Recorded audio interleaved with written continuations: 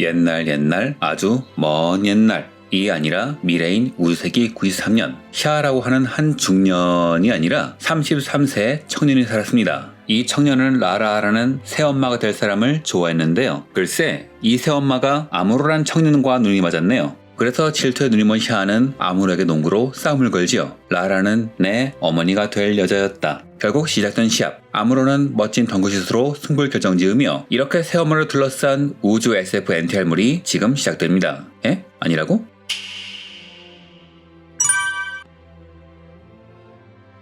기동전사 건담 역습의 샤는 우주세기 팬들에게도 건담 팬들에게도 상당히 특별한 작품이지요. 건담 시리즈는 물론 역대 일본 극장판 애니메이션 사상 최고급의 완성도, 지금 봐도 작화가 살짝 나갔을지언정 연출은 절대 떨어지지 않는 높은 완성도를 지닌 건담 시리즈의 바이블이지만 건담을 안 본 사람에겐 절대 추천해줘선 안 되는 작품이기도 합니다. 이야기 자체가 어려울 뿐더러 이야기를 제대로 이해하려면 전작들에 해당하는 작품 1979년작 기동전사 건담, 1985년작 기동전사 제타 건담을 이해해야 하며 이걸 봐도 제타 건담과 역습의 샤 사이에 대체 무슨 일이 있었는지 작중에서 일어나는 여러 사건들에 대한 설명이 불친절하기 때문에 팬들 사이에서도 해석이 분분하기 때문에 많은 부분을 추측해가며 이해해야 하는 어려운 작품이기 때문이죠. 하지만 토미노 감독이 진심으로 만들었다는 걸 알 수 있는, 심지어 유일하게 진심으로 만들었다는 평을 듣는 걸작 중에 걸작이기도 합니다. 이 작품은 한국의 건담 팬들에겐 나름 각별한 작품인데요. 당시 한국에서는 반다이의 건프라는 구하기 힘들었죠. 대신 아카데미 과학의 카피판 제품이 돌았었는데요. 이때 나온 아카데미의 카피판이 색상은 엉망이지만 품질이 좋아서 이때 건프라에 빠져든 사람들이 많았습니다. 그러다 보니 자연스럽게 다이나믹 공공 대백과 같은 걸 보고 역습의 샤에 관심을 갖게 된 거고, 또한 이 작품은 우주세기를 정리하는 작품이기도 하니 자꾸 들여다보면서 팬층을 늘려간 거죠. 이 작품이 지금까지 명성이 드높은 이유는 건담사에서 가장 강렬한 캐릭터인 아무로와 샤의 최후를 그리기 때문이기도 하지만 지금까지 나온 작품을 뒤져봐도 이만한 완성도의 작품이 보이지 않기 때문일 겁니다. 거품 경제 시절의 여유를 보여주는 작품의 규모와 세세한 부분까지 연출된 여러가지 요소를 보고 있으면 이 작품이 왜 마스터피스인지 알 것도 같네요. 줄거리를 설명하자면 우주세기 93년 네오지온의 총수가 된 샤는 핵병기를 실은 소행성 엑시즈를 지구에 충돌시키려고 합니다. 하지만 지구연방은 이런 샤의 의도를 눈치채지 못하고 평화협정을 맺었기에 안심만 하고 있었죠. 이를 막을 수 있는 것, 이를 막아야 한다고 눈치챈 것은 연방의 특수부대인 론도벨, 그리고 뉴건담의 파일럿인 아무로 레이본이었습니다. 기동전사 건담 역습의 샤는 당시 일본 만화, 애니메이션 중에서는 정말 드물게도 환경 파괴를 하는 인간의 업을 주제로 담은 작품이죠. 그전까지 로봇물에서 선과 악이 분명했다면 건담에서는 그 경계가 상당히 무너져 버렸는데 역시하는 그 경계의 붕괴가 극에 달한 작품이기도 합니다. 요즘 건담 신작이 나오면 비판의 목소리가 많죠? 정의도 악도 없는 싸움이라는 당시로선 이런 주제를 꺼내던 건담은 이외로 지금의 명성과는 달리 평가는 그리 좋지 않았다고 해요. 오히려 관계자, 특히 다른 사람의 작품을 높게 평가하지 않는 사람들이 연이어 호평했죠. 한예로 비평 제조기라 불리는 오시마모로도 역습의 샤는 크게 호평했는데요. 단 이 작품의 메시지가 일반 대중에게 먹히지 않을 것을 예언하기도 했죠. 뭘 말해봤자 고작 로봇 애니메이션이라는 인식에 먹혀버릴 것이다. 그걸 알면서도 아무한테도 닿지 않는 걸 알면서도 토미노 감독은 역습의 샤를 만들었습니다.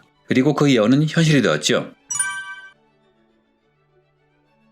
퍼스트 건담을 만든 후 토미노 감독을 가장 당황하게 만든 것은 작품을 본 사람들의 반응이었습니다. 작품을 잘 보면 아시겠지만 아무로와 화이트 베이스는 전장에서 어떠한 사건을 일으키기는 하지만 그들이 일으킨 사건은 전국을 결정적으로 뒤흔들지 못합니다. 오히려 전쟁에 유린당하면서 살아남기 위해 계속 항해하는 것, 적의 포위망에서 벗어나서 잡으러까지 가는 것이 고작입니다. 그리고 마지막 장면도 아무로와 화이트 베이스는 살아서 탈출하죠. 전쟁에 참여했지만 그들은 영웅이 되지 못했습니다. 그저 생존자일 뿐이죠. 즉 토미노 감독은 이런 식으로 자신이 그린 생존기 15소년 표류기를 표현한 것이죠. 그런데 막상 작품이 공개되자 사람들은 그들을 영웅으로 이해했습니다. 심지어 건담 팬들이 주축이 되어 만든 게임인 기동전사 건담 기렌의 야망에서도 아무로가 건담을 타는 이벤트를 발동시키면 지원한 네임드가 다 죽어나가죠. 분명히 같은 작품의 팬들인데 다르게 이해하는 상황이 벌어진 겁니다. 이게 역습의 샤도 마찬가지가 되었죠. 당시 사람들은 아무로가 지구를 구한 내용으로 이해를 했습니다만 토미노 감독의 말을 들으면 이런 내용이 아니에요. 샤아는 지구를 보호하기 위해 운석을 떨고 지구에 사는 인류를 수청한다는 구체적인 아이디어를 제시하지만 아무로는 그게 잘못됐다고 말할 뿐 구체적인 해결책을 제시하지는 못합니다. 즉 이 작품은 아무로의 이상론으로는 지구를 구할 수 없기에 샤아의 방법론은 과격하긴 하지만 그나마 낫다는 이야기입니다. 하지만 이 아저씨 둘이 그려낸 이야기는 당시 사람들에겐 잘 와닿지 않았다고 하죠. 그러니 라라는 내 어머니 같은 이상한 대사에 더 꽂히게 된 거고, 그러다 보니 샤아가 망가졌다는 이야기가 나오는 겁니다. 그래서 토미노 감독은 여러 인터뷰에서 조금 더 쉽게 만들어야 했다라고 수려하죠.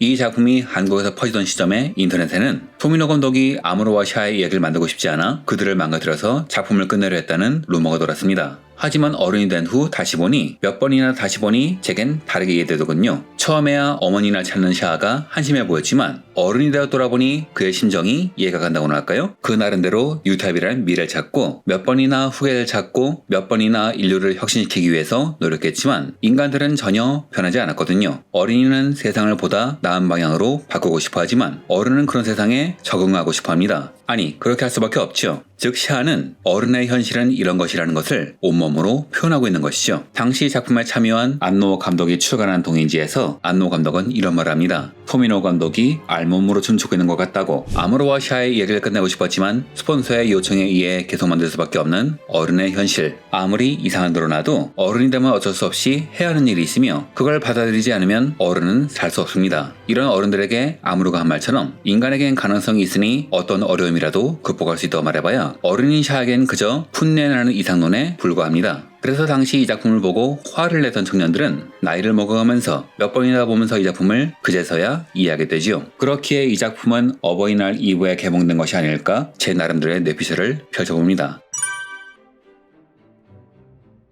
원래 건담이라는 작품은 로봇 애니메이션을 완구파리 비즈니스로 만든 사람들에 대한 일종의 도전장이었습니다. 그전까지 로봇물의 캐릭터는 선과 악이 뚜렷했지만 건담의 캐릭터는 선과 악이 불분명하죠. 하지만 오히려 사람들은 건담이라는 왕과에 열광했고 그리고 그 중에는 건담의 캐릭터를 선과 악으로 분류하는 사람마저 나왔기에 토미노 감독은 그런 사람들에게 또 하나의 역습, 카운터 어택을 날린 겁니다. 그래서 이 작품의 제목은 샤아의 역습이죠. 다만 그 카운터 어택이 성공했는지는 별개의 문제라 사람들은 아무로와 샤아의 최후를 영웅서사시로 여기게 되었으며 또한 안노 히데아키, 센바 타츠나가 등이 묘사한 전투신이 로봇 애니메이션 연출에 혁신을 불러일으킬 정도로 대단했기에 오히려 완구파리 비즈니스의 가능성을 보여주는 계기가 되기도 했죠. 저는 개인적으로 우주에서 각 번역으로 자세를 잡는 모습 그리고 빔라이프를 쏠 때 빔이 퍼져나가는 연출이 좋더군요.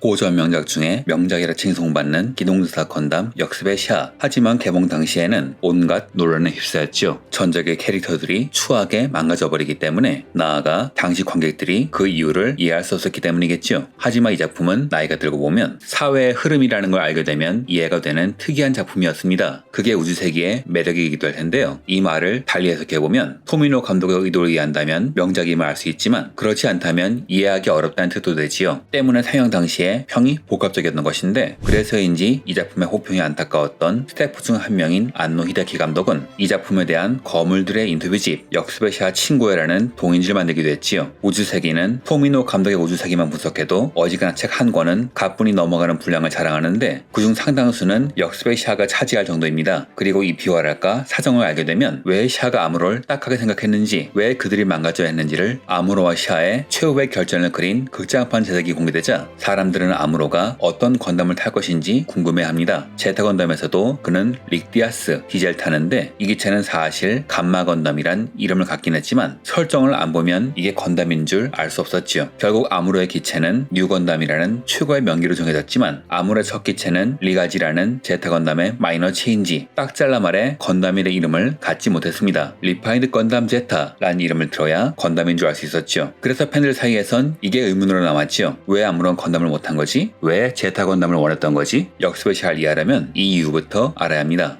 역습의 샤아는 버전이 여러 가지입니다. 극장판 애니메이션 외에도 소설이 두 버전이 나 있죠. 하나는 벨토 칠카 칠드런, 또 하나는 하이 스트리머. 이 두 작품은 역습의 샤아에서 파생된 이야기지만 작품의 내용은 상당히 차이가 나죠. 벨토 칠카 칠드런은 극장판 시나리오 1고를 수정한 것으로 원래 감독이 의도한 이야기입니다. 1고를 수정한 이유는 제작자, 스폰서의 의견을 반영했기 때문인데 건담이 망토를 두른 것 같은 형태가 된다던가 아무를 사랑을 쟁취한 임신한 벨토 칠카 대신 첸악이라는 여성이 나오는 나오는 식으로 수정되었죠. 임신한 히로인이 나오는 애니를 누가 보냐는 논리였을 텐데 관점을 바꿔보면 아무로는 자본 논리라는 외적 요인으로 인해 인생의 반쪽을 잃어버린 셈이군요. 아무로가 이렇게 외적 요인으로 인해 뭔가를 잃어버린 것은 꼭 벨토치카만이 아닌데 이 이야기는 나중에 다시 이야기하죠. 여하튼 소설판에는 벨토치카, 글로버 가스 등의 캐릭터가 있습니다. 첸아기, 균에이 가스와 잘 찾아보는 것도 좋겠죠. 반면 하이스트리머는 토미노 감독이 꿈꾸던 숙제, 건담의 세계관을 가진 건담이 등장하지 않는 이야기로 어떤 관점에서 보면 가이아 기어의 연장선에 선 작품이겠죠. 이 소설은 이후 소편이 나올 예정이었지만 정작 문고판이 나올 때 역습의 샤로 발간되는 바람에 감독의 자그마한 반항은 허사가 되고 말았습니다.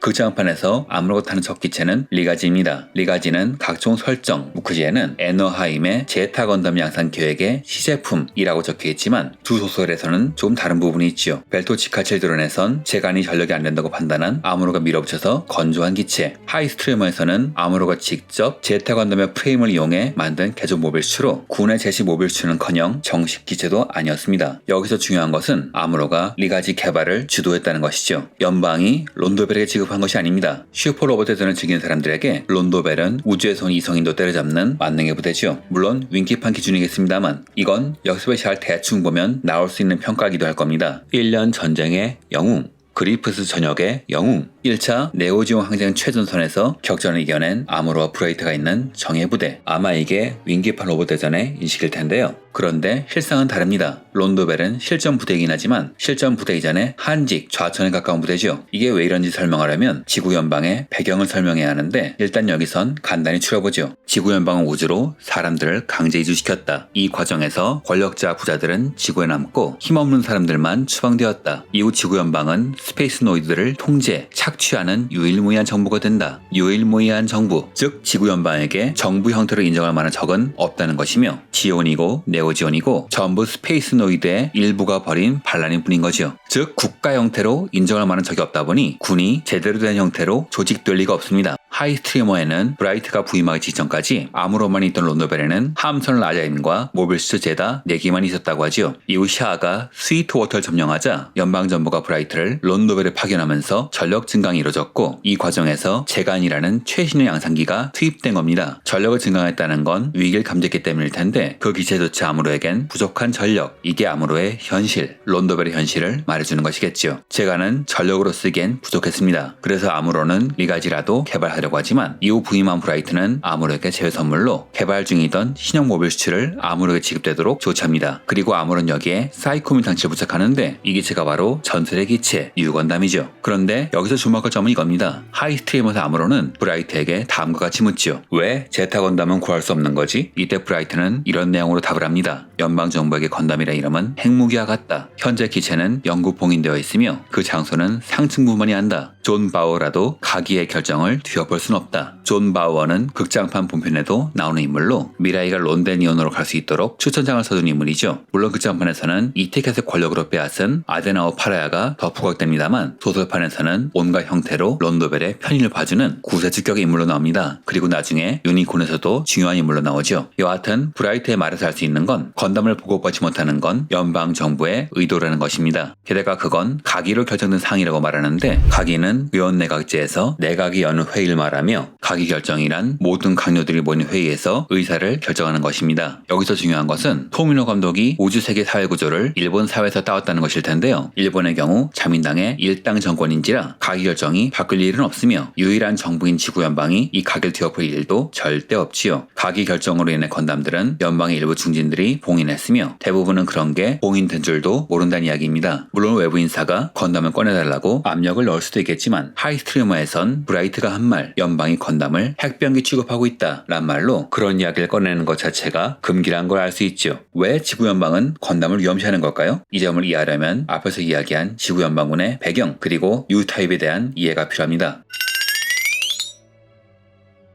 지구연방은 기득권을 지구에 남기고 피기득권을 우주로 이민시킵니다. 일부는 강제적이었으며 이후 착취에 가까운 탄압이 이어지는데 사나빴던 우주이민자 중 일부에게 뉴타입이란 재능이 각성하지요. 이후 뉴타입의 각성과 비슷한 시점에 지온이라는 이름의 연방이란 유일무이한 존재를 위협하는 새로운 정부, 연방 입장에선 반란군이 일어섭니다. 그 반란군이 내세운 사상은 연방군에겐 불쾌하기 짝이 없는 것이었는데 모든 인류는 지구를 오염시키지 않기 위해 우주로 나가서 살아야 하며 우주로 나온 인류는 자칫 독립해야 한다. 즉 연방정부는 자신의 터전을 버리고 우주로 올라와 기득권을 내려놓으라는 소리죠. 자신들이 차별하고 착취하던 대상과 같은 위치에 서란 소리입니다. 연방은 지구에서 우주 식민지를 관리하고 착취하지 않으면 살아갈 수 없는 조직이니 이를 도저히 용납할 수 없으며 그렇게 지온을 용납할 수 없지요. 자원과 노동력은 죄다 우주에 있으니까요. 자연스럽게 지온 즘 다이쿠의 사상도 용납할 수 없었습니다. 지오니즘의 제창자 지온 즘 다이쿠는 지구는 성역이기 때문에 인류는 우주에 진출해야 하며 이에 따라 스페이스 콜로니 국가를 건설해야 하며 그렇게 함으로써 우주에서 보다 진보한 인간인 뉴타입이 된다고 말합니다.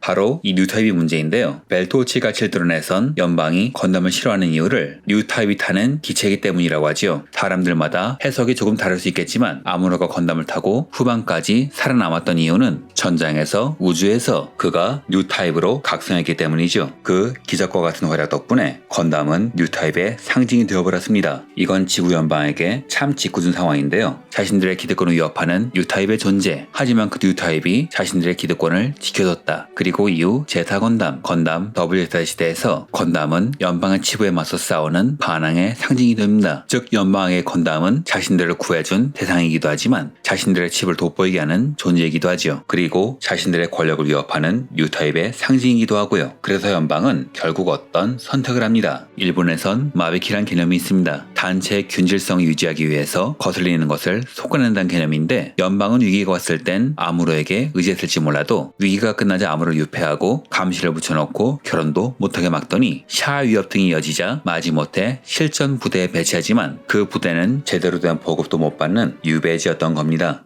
結婚しなさい。そうすれば軍がさせてくれると思うかい？ 하이스트리머에서는 제타 건담 등의 기체는 뉴타입밖에 쓸 수 없는 사이코미 장비가 있기에 직접 관리한다. 아무로와 같은 사람은 군상 충분의 언급조차 꺼려한다 라고 적혀있지요. 즉 연방의 핵심 과제는 뉴타입이 주목받는 걸 피하는 것이었습니다. 여기서 이런 생각이 들지요. 그럼 자신들을 위협하는 뉴타입 사상의 대변자 샤 아즈나블은 어떻게 막을 것이냐? 이 답은 제 작품 모두에 실려있지요. 연방은 막을 필요가 없다고 생각한 겁니다. これで地球の敵は本物の宇宙人ぐらいになったな。我々に新しい職業がありますかな。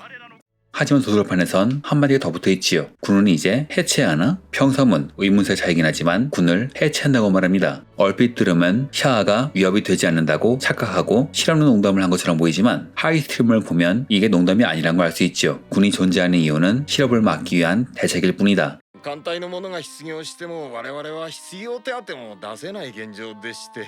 了解です。連邦軍への再就職を考慮しましょう。 브라이트가 오기 전까지 아무런 론도벨에만 있던 것이 아니라 그 전에도 여러 한직에 돌아가며 좌천당하고 있었지요. 벨토치가 칠드론에선 스위트워터 점령 전까지 우주에 간 적이 없다고 하며 하이스트리머에선 대기권 수찰용 가루다에서 일했단 말이 나오기도 합니다. 1년 전쟁을 승리로 이끈 영웅의 취급치고는 참 비참하지요. 이건 아무로의 문제가 아닙니다. 연방 고건의 딸 미라이 아시마를 제외한 화이트 베이스 크루 모두의 문제죠. 제타 건담, 더블 제타 건담을 보면 브라이트도 아무로 정도는 아니지만 한직으로 좌천당한 상태입니다. 이유는 하이스트림에서 나오는데요. 연방 정부는 브라이트도 뉴타입으로 보고 있다는 것이죠. 연방은 스페이스 노이드를 견제하고 억압합니다. 뉴타입은 스페이스 노이드가 각성한 새로운 힘입니다. 그러므로 연방은 뉴타입을 견제하고 억압하지요. 연방에게 있어 아무로 브라이트는 우주에 올려보냈다가는 까딱하면 자신들을 위협하는 정치 세력이 될 수 있는 존재 샤 아즈나블이 새로운 네오지온의 구심점이 되었듯 아무로나 브라이트도 정치적 구심점이 필요한 조직의 상징이 될 수 있다고 본 겁니다. 그리고 이런 정치 세력은 지구 연방에겐 위협 이전에 불필요한 존재죠. ニュータイプは危険分子として僕はここに閉じ込められているんだ。我々ロンドベルは戦争をしたがっているとおっしゃるんですか。ああ、地球からはそう見えるな。 이에 관한 언급은 이후 이야기에도 나옵니다. 섬광의 하사위 학원에서 케네스의 대사에 의하면 브라이트는 뉴타입으로 인한 반란이 일어났을 경우 이를 막기 위한 보험으로 군에 잡아둔 것, 나아가 새로운 지원준 다이군이 나타난다면 그건 브라이트라고 생각했기 때문에 군 소속이란 목줄을 채워둔 것임을 말하죠. 이건 건담도 마찬가지죠. F-91, 빅토리, 크로스본에선 말할 것도 없고요. 턴에이는 아예 인류 멸망의 주역 취급을 받고 있습니다.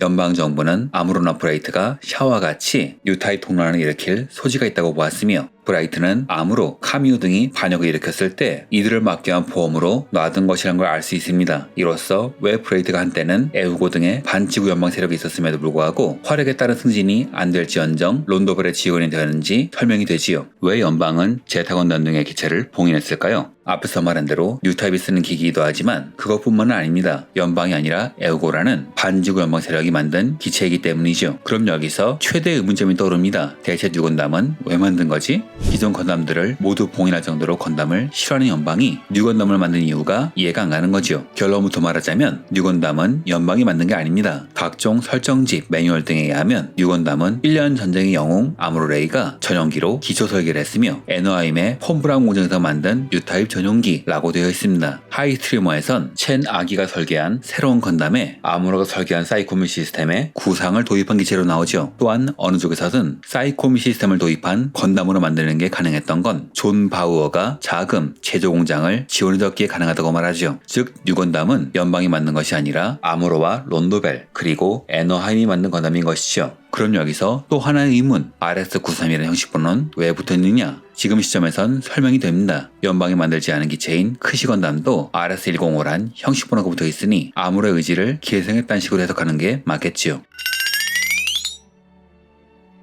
역습을 시하는 겉핥기로 보면 뜬금없기 짝이 없는 이야기입니다. 하지만 내막을 알고 보면 진실이 보이죠. 제트건담에서 카츠의 말에서 알 수 있듯 아무로는 겉보기엔 영웅처럼 보일지 몰라도 실상은 전쟁으로 인해 인생마저 빼앗긴 피해자, 사랑하는 여인마저 빼앗기고 죽음을 맞이한 비극적인 주인공이죠. 또한 그가 제타건담을 원했던 이유는 제타건담이 필요했던 것이 아니라 제타보다 나은 기체를 줄 수 없음 기존 기체라도 달라는 일종의 푸념이었던 겁니다. 물론 제타는 좋은 기체긴 하지만요. 이 점을 이해해야 왜 아무로가 뉴건담을 타는지 나아가 샤의 진짜 의도를 이해할 수 있을 겁니다. 그래서 역습의 샤는 파면 팔수록 재미있는 작품이죠.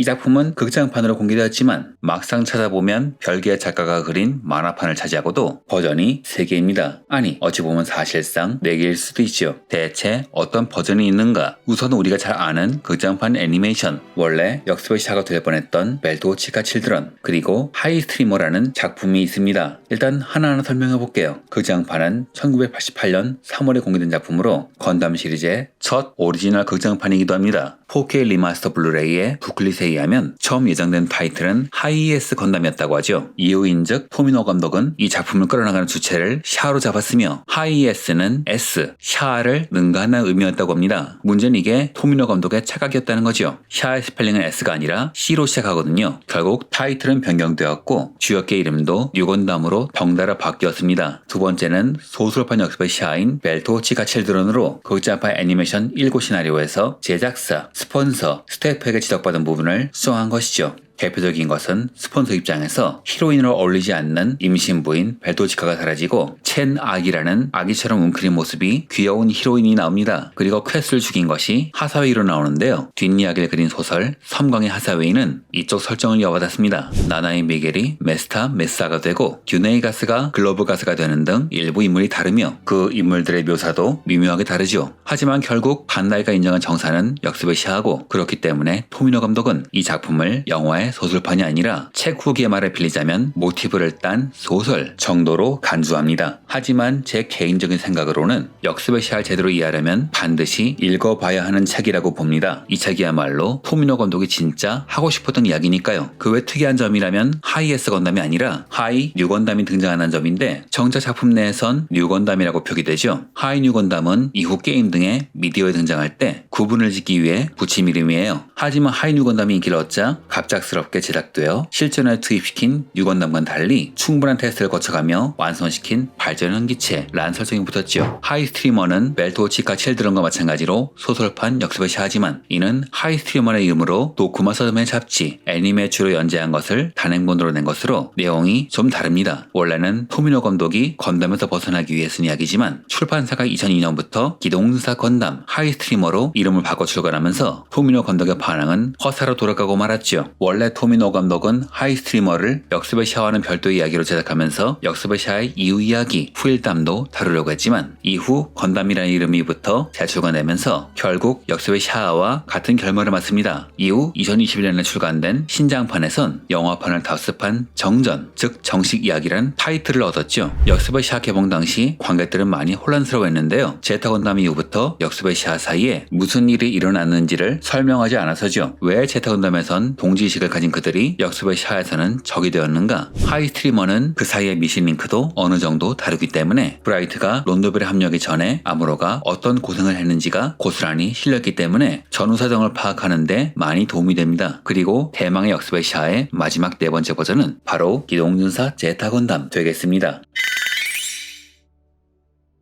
기동전사 제타 건담은 1985년에 방영된 이후 우주세계의 축이자 마스터피스로 자리 잡았으며 중소기업과 중견기업 사이의 판다이를 대기업으로 만든 건담사에 있어 아주 중요한 작품이죠. 그런데 이 작품 원래 타이틀에는 기동전사가 없었어요. 1984년 11월에 발표된 언론 배포 자료에는 작품의 제목이 제타 건담 역습의 샤라고 되어 있지요. 이는 7월에 집필된 기획서에서도 확인할 수 있으며 그레이트 메카니치 2018년 겨울호에서도 확인할 수 있습니다. 제목은 제타 건담, 서브 타이틀이 바로 역습의 샤죠. 하지만 이후 타이틀이 기동전사 제타 건담으로 바뀌었고 이후 더블 제트를 만들고 극장판 기획이 생기면서 제타 건담 후반부의 이야기를 떼어 따로 극장판으로 만들면서 이야기의 전체적인 흐름이 바뀌죠. 원래 기동전사 건담은 스폰서의 압력으로 인해 조기 종용되었습니다. 하지만 극장판이 뒤늦게 하면서 후속작이 기획되었는데요. 토미노 감독은 이 제안을 받고 이미 퍼스트 건담에서 암으로 이야기는 끝났지만 샤의 이야기는 아직 할 수 있다 생각했다고 해요. 그래서 제타 건담 역습의 샤는 샤가 주인공인 이야기가 되었는데 재밌는 건 토미노 감독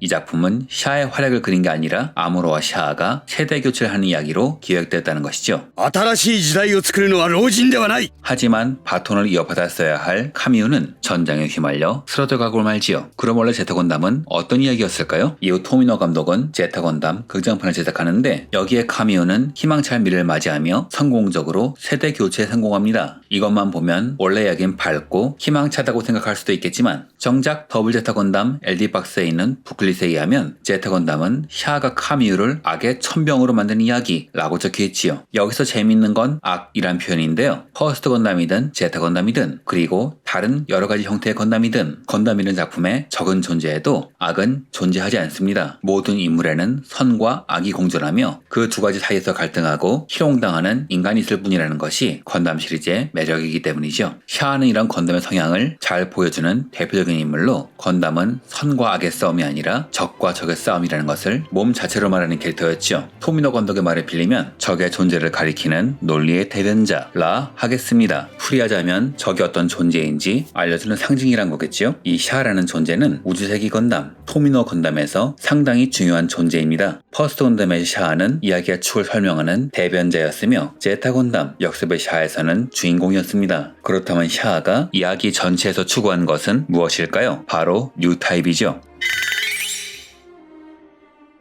샤는 적이 어떤 존재인지 정의하는 존재였죠. 퍼스트 건담은 뉴타입이라는 공감력을 바탕으로 적이 가진 정의를 이해함으로써 공존의 길로 나아가는 인간의 기본 역량을 뛰어넘은 인식력을 주는 능력으로 묘사되었죠. 지온 공화국의 초대 수상 지온즘 다이쿠는 지오니즘을 제창합니다. 지오니즘은 지구를 비우고 우주로 올라와 뉴타입이 되어야 서로를 이해하고 분쟁을 멈출 수 있다는 내용인데 샤는 이 지오니즘을 이어받은 후계자죠. 그가 지오니즘을 이어받은 이유는 단순히 아들이기 때문이 아닙니다. それから少しは大人になった。ザビ家を連邦が倒すだけでは人類の真の平和は得られないと悟ったのだ。なぜニュータイプの発生だ。 이때 시청자들은 샤는 인류가 뉴타입이 되어야 진정한 평화가 온다고 믿고 있음을 이해할 수 있지요. 그럼 샤가 생각하는 진정한 평화란 무엇일까요? 그는 뉴타입에게 무엇을 기대하는 걸까요? ニュータイプ一人の独善的な世作りをすることはいけないわ。私はそんなにうぬぼれていない。ニュータイプがニュータイプとして生まれ出る道を作りたいだけだ。